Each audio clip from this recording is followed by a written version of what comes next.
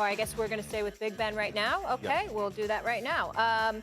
So it's not a secret. Stephen A. Steelers have struggled a lot on offense. A lot of question marks surrounding Big Ben. And if he can still lead a team to the promised land, all the ire can be directed at Ben. The offensive line has struggled to protect him. Here's some perspective on just how poorly the Steelers have done at protecting their future Hall of Fame quarterback. Big Ben was contacted while running or throwing 10 times on week 2 and 18 times through 2 games this season, his most times in that span. All right. Is the Steelers season over? Marcus Spears will be joining us. Well, he'll be there. Definitely looking forward to talking to Swaggo about that. Let me be very, very clear. If Ben Roethlisberger cannot go for an extended period of time, the Steelers season is over.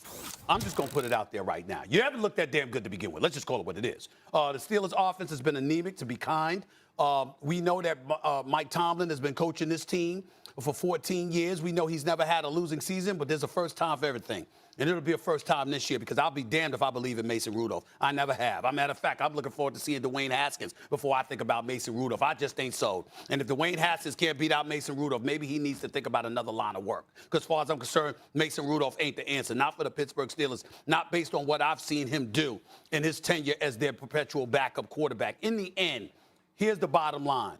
When you look at this, the Pittsburgh Steelers, their offensive line is incredibly suspect. We understand that. We recognize that. Bunch of no-names on there. I mean, Villanueva, for crying out loud, is now Baltimore Ravens. It used to be sacrilegious to go from Pittsburgh to Baltimore. Now it seems just ordinary. I don't understand it. But that's neither here nor there. And, of course, Pouncey and those boys retired. In the end, they got a bunch of no-names on their offensive line, don't seem to know how to run block, don't seem to know how to pass block. Seems to be a problem. We saw Big Ben Roethlisberger get sacked twice, hit 10 times. It's a problem.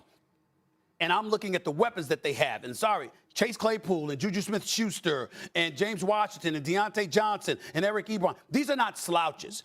These are bona fide targets that you could utilize if you pass protect and gave the quarterback an opportunity to breathe before throwing the damn football. They could do some things. So the fact that you haven't been able to do that in the first 2 games, albeit against Buffalo and Las Vegas Raiders respectively, the bottom line is that doesn't spell well for you. And then now we've got Big Ben Roethlisberger.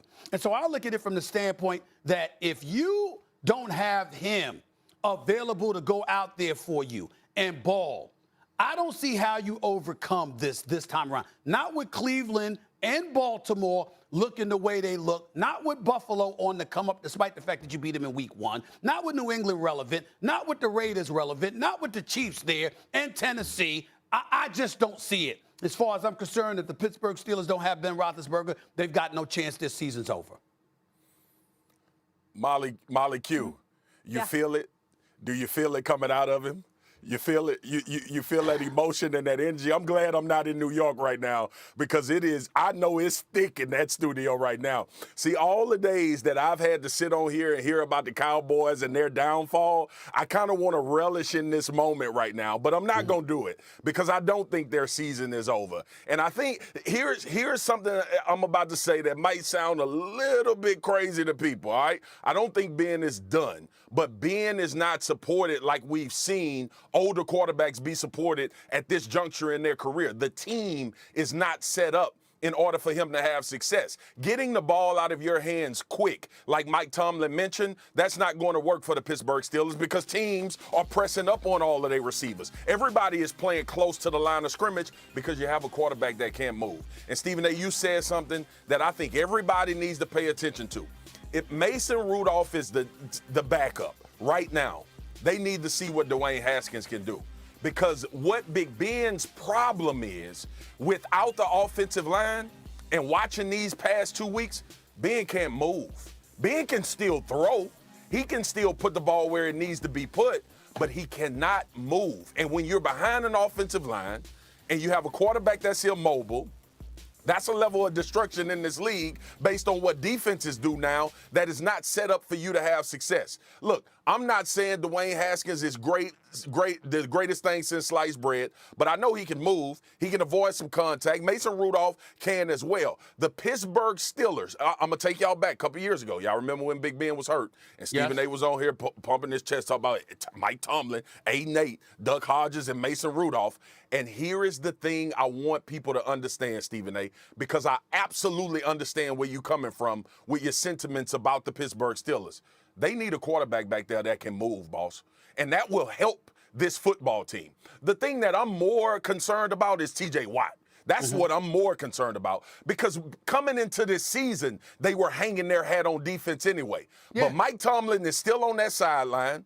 That team understands how to win, and that's why we can never count the Pittsburgh Steelers out. They still have playmakers, like you mentioned, offensively.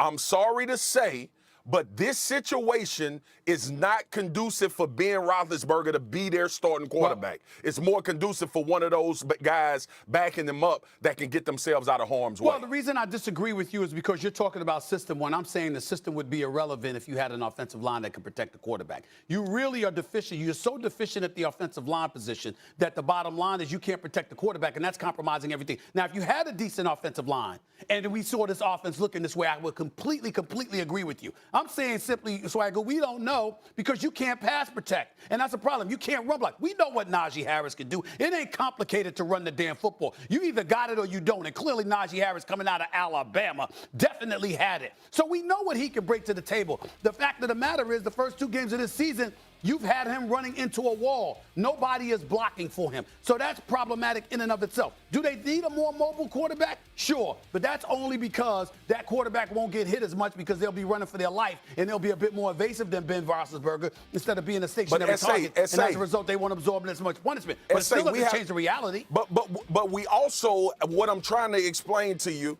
is we also got to put some of this on the fact that Ben is not mobile, which limits them from what they possibly can do offensively, right? Okay. Look, everybody is under the understanding that the offensive line is bad. But you know where else the offensive line is bad too? In Chicago. And what are we screaming for?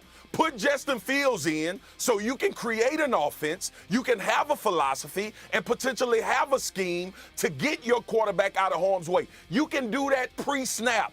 You can do that with motion. You can do that with shifts. But you're trying to ask a 39-year-old quarterback that's never done it in his career to change his stripes under Matt Canada, their new offensive coordinator.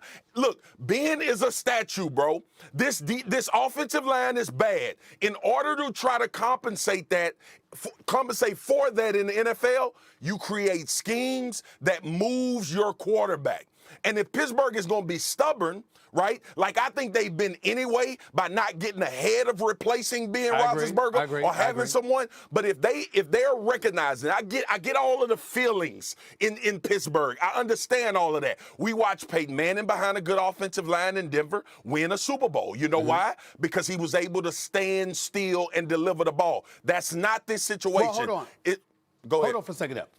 We can't really condemn them in this respect. Although the Tom Brady's of the world and others were taken in the later rounds, the reality is most often when you find a quarterback, you know what, it better be in the first, second round. And the Steelers haven't really had that because they've been winning football games. And so as a result of winning football games, the quarterbacks that were attractive enough to be drafted high enough were usually gone when it was their time to come around.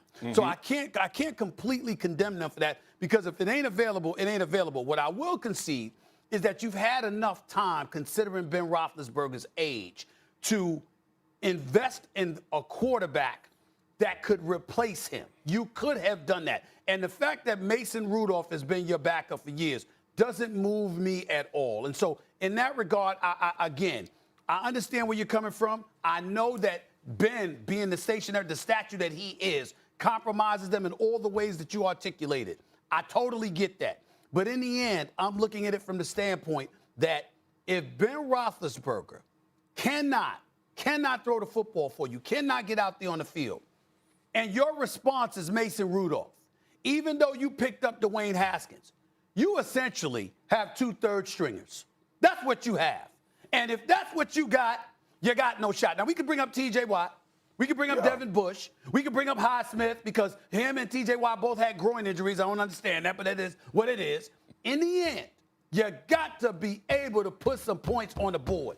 which they haven't been able to do. I'm sweating like a fat boy right now because I'm feeling this hot energy coming off of you about your Steelers. But the bottom line is, man, they have to try something different. And look, I know it's blasphemous to say that Ben may have to watch from the sideline until they figure out if they can get this offensive line fixed. And I know no one wants to hear that. And I was on the side of Ben because I just couldn't believe in my mind that Mike Tomlin would allow a team to send the same situation offensive line-wise back on the football field. But that looks like where we are. And where we are right now is you have Mason Rudolph and you have Dwayne Haskins, and both of those guys are more mobile than the quarterback you have behind the offensive line that cannot pass block. Try something else, but I don't think the season is over for the Steelers. Before we go to break, who did you say yesterday that has more upside than the Steelers? I just want to make sure Mark is here. I said the Cowboys, but you know what this proves, right? Y'all know what this proves, right? What?